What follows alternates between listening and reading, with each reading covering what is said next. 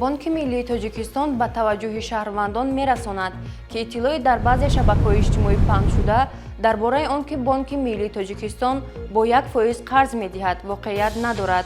طبق قانونگذاری جمهوری تاجیکستان، بانک ملی تاجیکستان مقام تنظیم و نظارت و به تنظیم ضروری تشکیلات قرضی مالیوی بوده سیاست پولی و قرضی را عملی می‌نماید. بانک ملی تاجیکستان به شهروندان واقعی خدمت‌رسانی بانکی از جمله دادن قرض را انجام نمی‌دهد. قرض را تنها توسط بانک‌ها و تشکیلات قرضی مالیوی طبق شرط و معیارهای خود آنها پیشنهاد می‌گردند. از این رو بانک ملی تاجیکستان از شهروندان خواهش نموده است که به خبر و اطلاع ناصحیح باور نکرده معلومات رسمی را تنها از منبع‌های با اعتماد دسترس نمایند. پردیفن هب هنگامی دردسر درد بوم و دندانها توصیه داده می شود. پردیفن از شرکت وگافارم. پردیفن هب را از داروخانه‌ها پرسان شوید. ما را در شبکه‌های اجتماعی آیلتیجی آب نشوید.